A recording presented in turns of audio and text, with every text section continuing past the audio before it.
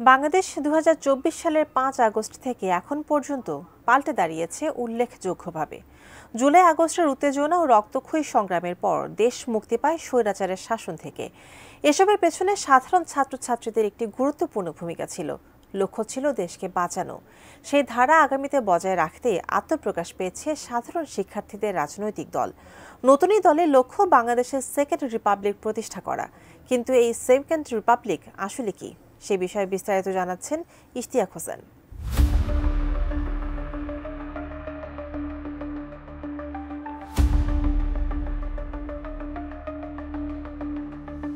বাংলাদেশের নতুন রাজনৈতিক প্রেক্ষাপট এখন অনেকটাই নির্ভর করছে তরুণদের ওপর।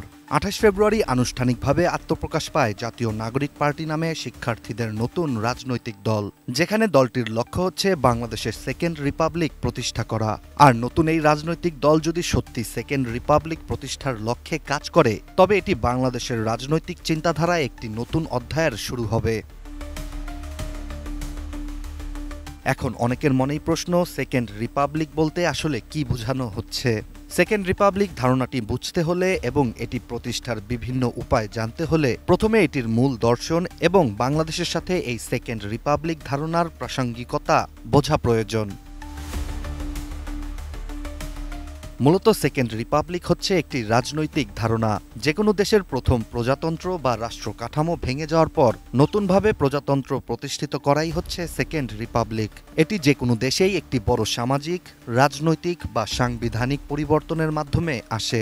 বিশেষজ্ঞদের মতে সেকেন্ড রিপাবলিকের মাধ্যমে সাধারণত নতুন রাজনৈতিক দৃষ্টিভঙ্গি এবং গণতান্ত্রিক আদর্শের বিস্তার ঘটে। এটি একটি দেশের জনগণের চাহিদা এবং রাজনৈতিক স্থিতিশীলতার জন্য গুরুত্বপূর্ণ ভূমিকাই পালন করে।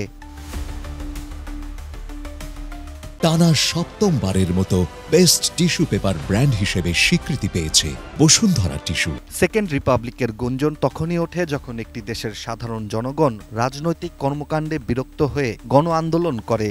যেমন ১৮৪৮ সালে ফ্রান্সেও বিপ্লবের মাধ্যমে রাজতন্ত্রের পতন ঘটিয়ে সেকেন্ড রিপাবলিক প্রতিষ্ঠা করা হয়েছিল। বাংলাদেশেও সেকেন্ড রিপাবলিক প্রতিষ্ঠা করার লক্ষ্য দেশের রাজনৈতিক ও সাংবিধানিক সংস্কারের প্রয়োজনীয়তা থেকেই উঠে এসছে বলে ধারণা। সাধারণ শিক্ষার্থীদের নতুন দলের আহ্বায়ক নাহিদ ইসলাম এই ধারণা উপস্থাপন করেছেন। কারণ এনসিপি নেতাদের ধারণা যে দেশের বর্তমান শাসন ব্যবস্থা ও সাংবিধানিক কাঠামো বিগত সরকার এমনভাবে বিকৃত করেছে যা জনগণের আশা আকাঙ্ক্ষা পূরণে ব্যর্থ। ফলে এসব কাঠামো নতুন করে গঠন করে দেশকে একটি অনন্য শিখরে নিয়ে যাওয়ার লক্ষ্যেই কাজ করবে ছাত্রদের নেতৃত্বে আসা বাংলাদেশের নতুন রাজনৈতিক দল। Ishtiaq Hossain, ATN news.